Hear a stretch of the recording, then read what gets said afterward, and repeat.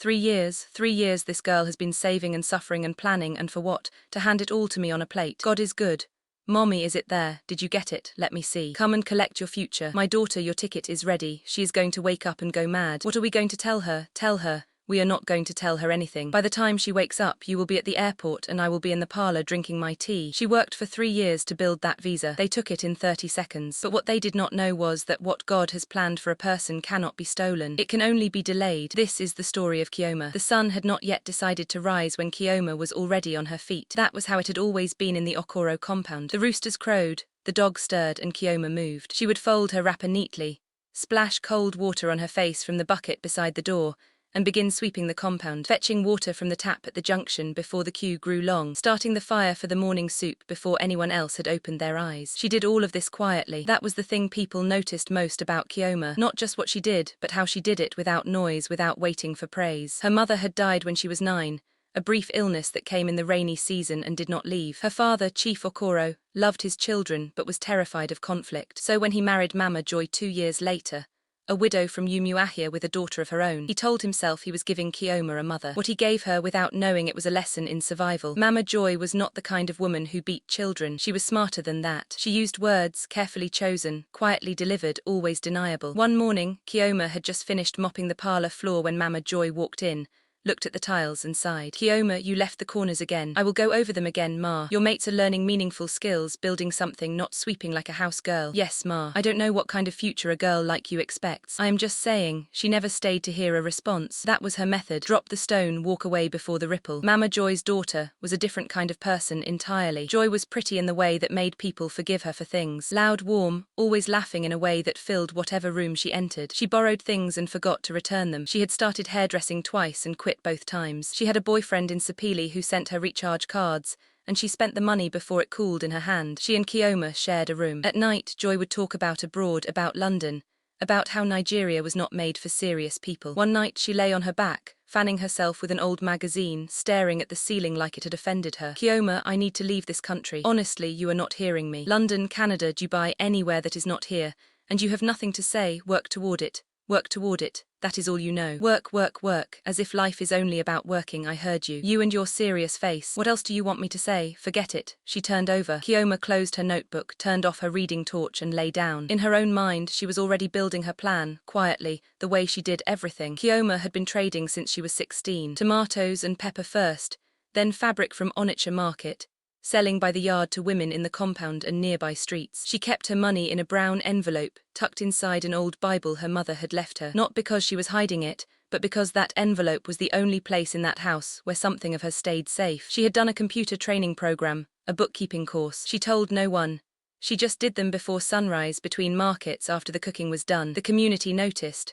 That was the part Mama Joy could not control. One afternoon, Mama Ngozi stopped her at the tap. Kioma, how is market? Fine, Ma. Small, but fine. I was telling my husband just yesterday that Kioma carries herself well. Respectful, hardworking. Your mother trained you before God took her. Thank you, Ma.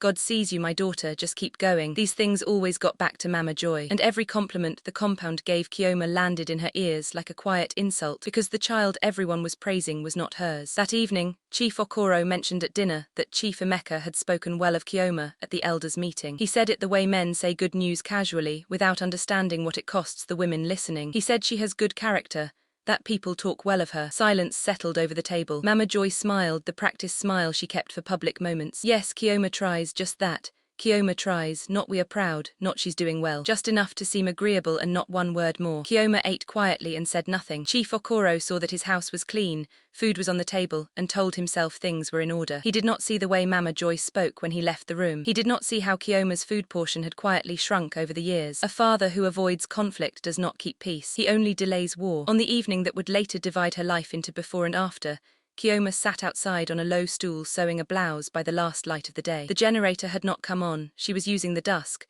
You and this you're sewing as if that is what will take you anywhere. Joy, I'm only saying, you work and work for what? Some of us have bigger plans. Good, pursue them. You think you are better than me. That is what it is. I don't think anything about you, Joy. I am just trying to build my own life. We will see whose life goes further. She dropped groundnut shells on the clean ground and went inside. Kioma moved her stool 2 inches closer to the last orange glow in the sky and kept going. She did not know yet what was coming. She did not know that the same roof she kept, the same family she held together without being asked, would soon be the hands that undid her. But she kept sewing quietly, steadily, the way she always did. It had taken Kioma 3 years to build that file. 3 years of saving, of filling forms she did not fully understand, and going back to fill them again, of visiting the travel agent on Allen Avenue so many times that the woman at the front desk knew her name without asking, of gathering every document they requested, bank statements, invitation letters, business proof, photographs, and keeping them inside a brown envelope that she guarded the way some people guard their lives, because to her it was her life. The visa was a work and business opportunity, a legitimate program connecting skilled traders and young entrepreneurs in Nigeria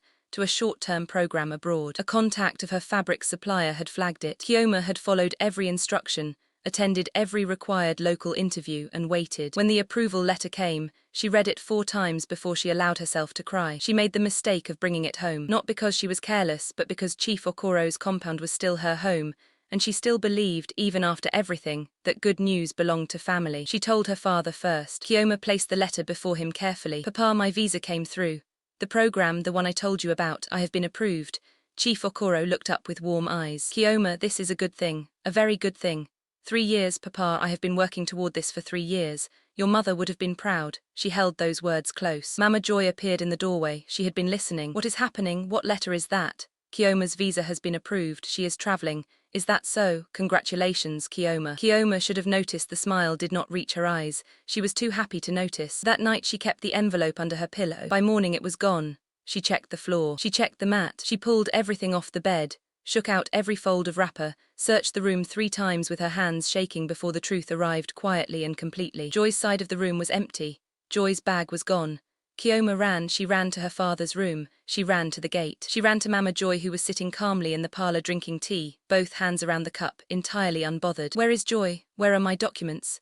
Mama Joy, where is Joy? Lower your voice in this house. My envelope is gone. My visa, everything I worked for it is gone. Joy has traveled, that is all I know. Traveled without a word. Traveled with my documents, with my visa. You did this, you gave it to her." Her voice dropped to something cold. "Watch your mouth. You are in your father's house, not a market, Papa. Papa, come and hear what has happened." Chief Okoro appeared. She told him everything. The missing envelope, the empty room, Joy's disappearance. He listened. "Mama Joy," he looked at his wife. "Do you know anything about this, me? I know that this girl has been jealous of my daughter from the beginning. Joy got her own opportunity and traveled. Why must everything be about Kioma? Are you sure the documents were there last night?" "Papa, I kept them under my pillow. I'm sure. Or perhaps you misplaced them and want to blame my daughter for your own carelessness." Chief Okoro said nothing more. That silence was its own answer. The compound heard everything.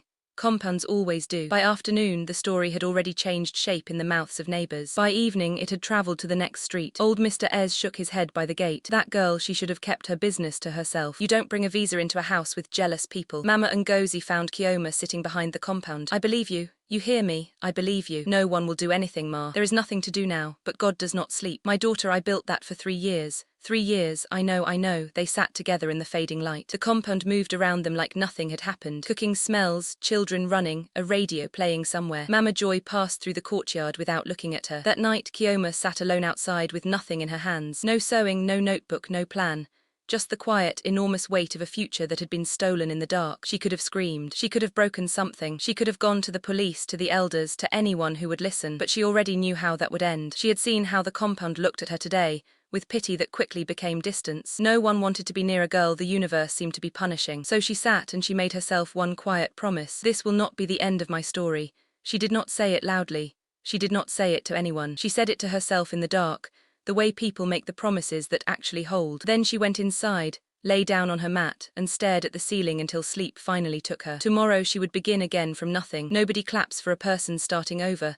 That is the part they never tell you. They tell you about resilience, about rising, about how fire makes gold stronger. But they do not tell you what it feels like to walk through a market where people used to greet you with both hands and watch them look away. Kioma knew that feeling now. The day she packed her small bag and left the Okoro compound, no one stopped her. Her father stood at the doorframe with the expression of a man who knew he had failed, but could not find the words to say so. Mama Joy watched from the window. Kioma did not look back. She moved into a single room in a face me I face you off Iketon Road. The room had one window, a ceiling that complained whenever it rained, and a landlady named Mama Grace who had seen enough of life to mind her business. She had a little money left. Not much. Enough to buy time, not comfort. She started with what her hands already knew. She got a job at a tailoring shop on Oshodi Road, not as the skilled trader she had been building herself into, but as an assistant, someone who cut thread, swept the floor, and handed pins to the woman who owned the machines. Her first week, she earned enough for 1 bag of rice and transport for 3 days. The second week, the shop owner, a stocky woman named Mama Sola, watched her work and moved her from the floor to the table. "You have done this before." "Small, Mama, I used to sew at home." "Small is not what I see. Sit down. Show me what you can do with this fabric." Mama Sola watched without speaking. When it was done, she held the work up to the light and turned it slowly. "Who taught you?" "I taught myself. Watching, practicing. You have good hands, I will teach you the rest." That was the first door. The mockery came from people she had not expected, not strangers. Neighbors, people from the old compound. Women who had praised her at the water tap, who had called her a sharp girl, who had said God sees you. Those same mouths now carried different words. She heard them at the market one afternoon. She did not mean to. She was pricing thread when 2 women from the compound passed behind her. "You see that Kioma, the one standing there? She used to form big girl, visa abroad business. Now look, she is buying thread.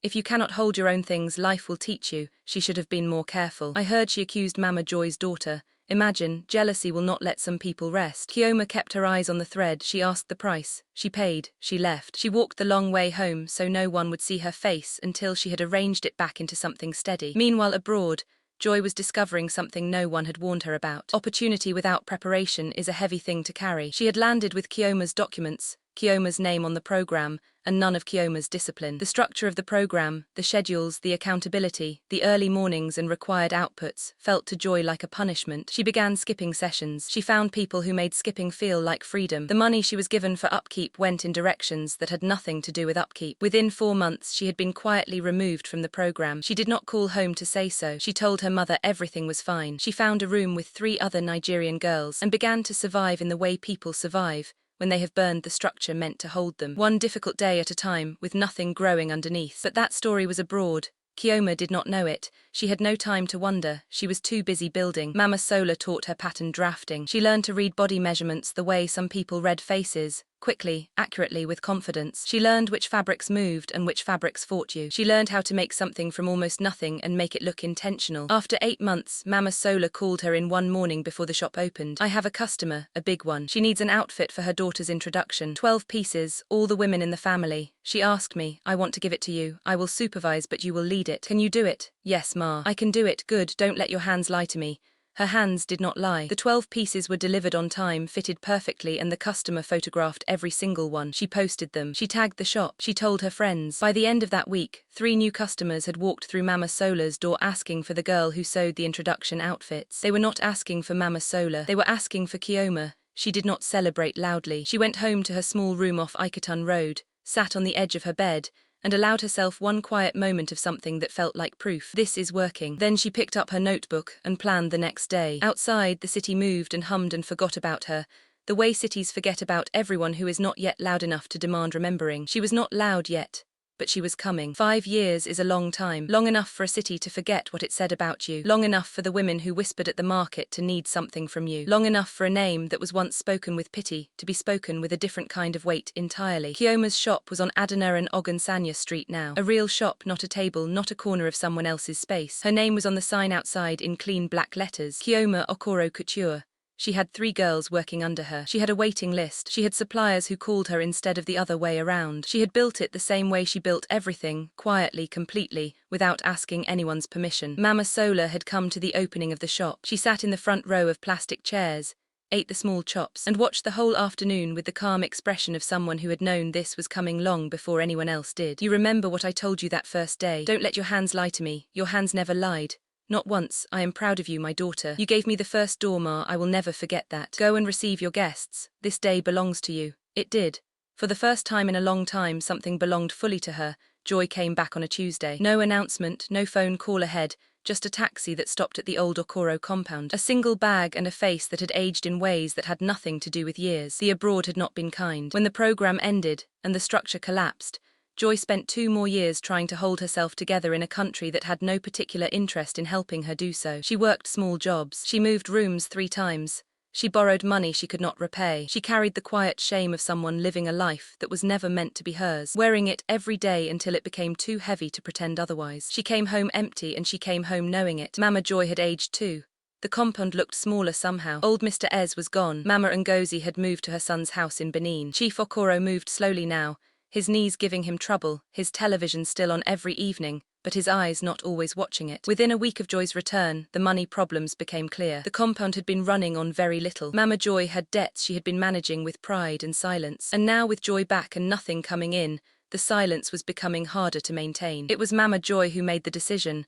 It cost her more than she thought. They came on a Saturday morning, early. Kioma was at the shop reviewing fabric orders with one of her girls when she heard the knock. She looked up. Mama Joy stood at the door of the shop. Joy stood slightly behind her, smaller than Kioma remembered, eyes cast downward, hands folded in front of her like someone waiting for a verdict. The shop girl looked between them and quietly found somewhere else to be. Kioma set down her papers.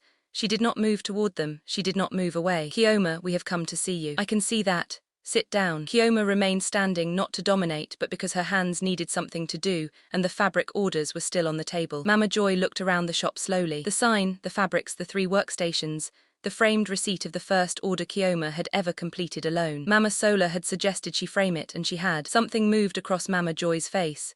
It was not quite guilt. It was the expression of a woman doing arithmetic she did not like the answer to. You have done well for yourself. Thank you. We are not in a good position at the moment. Things have been hard. Joy is back and we are we need some help financially. Just to get back on our feet. The shop was quiet. Outside, Adana and Ogunsanya Street moved. Cars passing, music from a nearby store, a woman calling out fabric prices, life continuing as it always did. Kioma looked at Mama Joy, then at Joy, who had not raised her eyes once since sitting down. Then she looked at the framed receipt on the wall. She thought about the brown envelope under her pillow. The morning she woke up and it was gone. Her father's silence.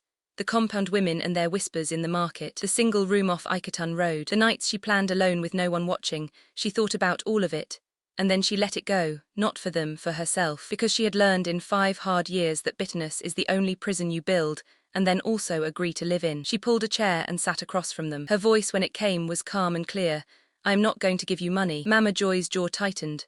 Not because I cannot, but because that is not what either of us needs from this moment. So you want to humiliate us after everything? I did not invite you here, Ma. You came, and I am speaking to you with more respect than this moment requires.